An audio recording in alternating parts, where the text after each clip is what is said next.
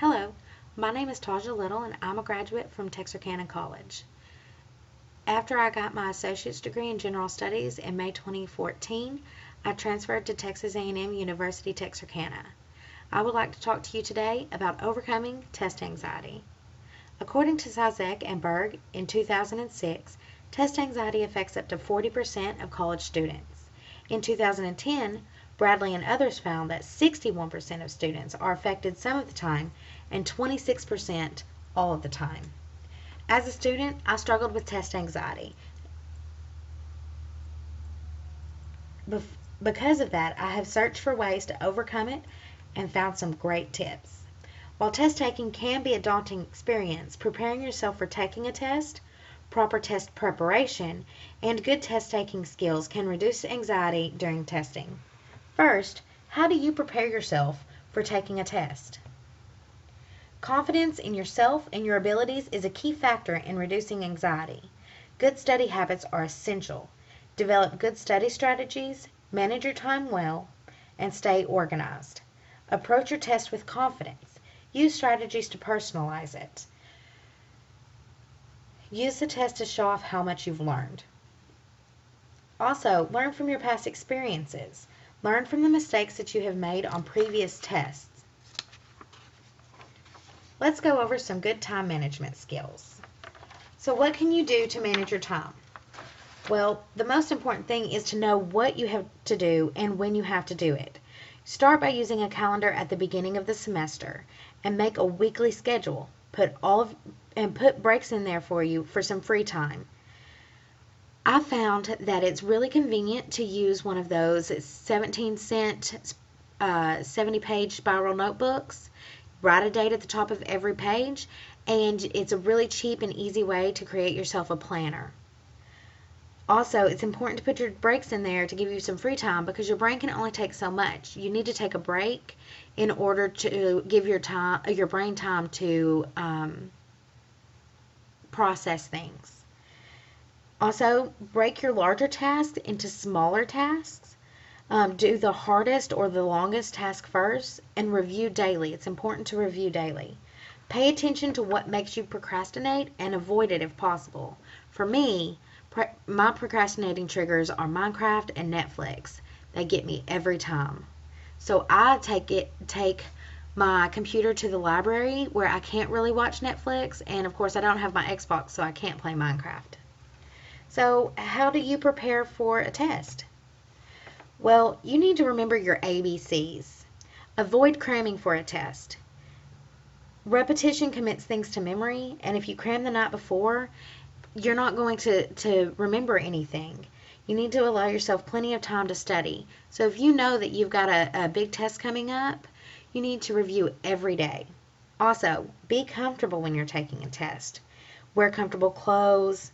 Now, please do not tell your professors that I told you that you needed to show up in your pajamas. That's not what I mean. What I mean is wear comfortable clothes that aren't going to cut into you. Make sure that you will be a comfortable temperature. So if you know that your professor keeps the classroom really cold, bring a sweater or a jacket. That way you'll be comfortable. Don't wear 7-inch high heels, ladies, because we know you can't be comfortable in those. Also, select a comfortable seat if possible. A seat with good lighting, minimal distractions, and another thing is to stay away from negative people. If you know that someone is going to say, I haven't studied for this test, and I'm so unprepared, that's going to put that into your mind too, and you don't need to be around that. That's just going to give you negative vibes. It is going to make your test more difficult. C is for consider your body. Make sure that you get plenty of rest. Eat before the exam. According to a handout from Student Support Services at Texarkana College, fresh fruits and vegetables often reduce stress. You should also avoid processed foods and foods with a lot of sugar. Unfortunately, this includes chocolate and caffeine. Personally, I'm not awake without my caffeine. The thing is you've got to discover what works best for you. So let's review some study skills. What can you do to improve your study skills? Repetition. You have to listen in class and review it again and review it again and review it again. Repetition is the key to long-term memory. Excuse me. But you also need to feel comfortable asking your teacher questions. If you don't understand something, Google it, ask classmates, ask your professor, go to Student Support Services and get some help. Use khanacademy.com. Make sure that you understand the concept wholly, not just memorizing which question has the keywords to the questions and answers.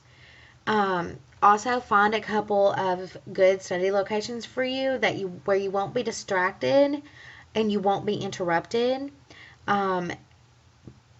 You have to find out what works best for you. Personally, when I began school, I worked in the bowling center at a Holiday Bowl, and I got used to hearing people bowling in the background, so now I can't study when it's super quiet because then every little noise draws my attention away from studying. I need a little bit of noise, but that's what works best for me. You need to find out what works best for you and make sure that you stay away from your distractors. Also, when selecting a study group, make sure that you choose your partner very carefully. You should be friendly, have similarities, but you shouldn't just sit there and gossip the entire time. That got me into some trouble with a couple of my classes this past year. Is I chose a study buddy where we just sat there and talked and we didn't get anything accomplished. So practice, practice, practice. Do practice exams and problems and try to do them under exam-like conditions.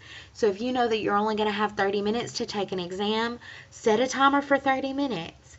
Make sure that you're sitting in an uncomfortable desk type chair because that's what you're going to be sitting in when you're actually taking the test. And then review some more. So what should you do during the test? There are basic things to remember during a test. You should know how to stay calm and relax during an exam. Budget your time. Don't rush through it. If you don't know the answer, you can always skip it and come back. And remember to just take slow, deep breaths. Everything's going to be okay, and take it one step at a time. But use positive reinforcements for yourself. Remember, you are prepared for the test. You are doing your best. That's what matters. Also know how to answer the different types of questions that you might encounter on an exam. So, how do you answer essay questions? You begin by reading all of the directions. Make sure of how many essays you are to write. Make sure that you understand the question. And don't be afraid to ask for clarification. Make sure to write everything down that is asked for, plus more if you can.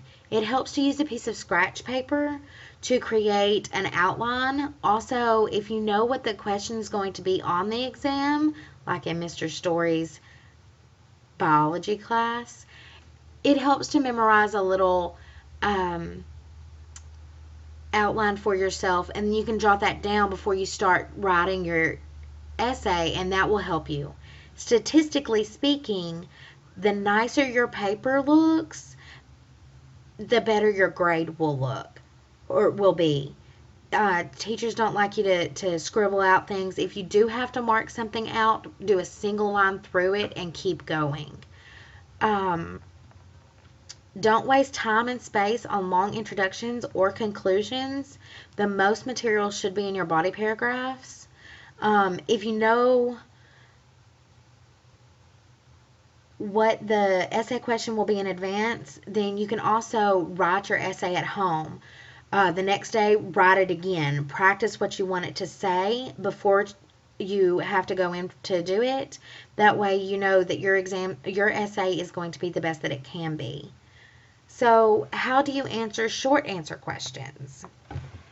You try not to leave anything blank. Write down your thoughts on anything. Use your scratch paper. Especially write down everything that you think of, because it might trigger an answer for a question later. You can skip the question and come back. Another question will sometimes help you remember one that you skipped before. And read the questions carefully because some of these have multiple parts. How do you answer multiple choice questions? You read everything. First, read the question, then read all of the answers. And I know that it's really easy to get into the habit of looking for keywords, but sometimes the teachers like to pull little tricks on you and switch the words around. So instead of always, they'll slip a never in there, but you've selected it because it had another keyword that you were sure it was right. Or answers can have, multiple answers can have that same keyword in it. So then you eliminate all of the answers that you know are not right first. Use context clues from the question and from other questions. Usually your first choice is right, so try not to second guess yourself too much. Now, all of the above questions can be tricky. Don't answer all of the above if you know one choice is not right. If you see at least 2 correct answers, all of the above is probably right. None of the above questions can be tricky too. Don't answer none of the above if one of the answers is right. In conclusion, if you prepare yourself for testing, prepare for the test material, and remember the test taking skills, you can reduce anxiety and improve your grades.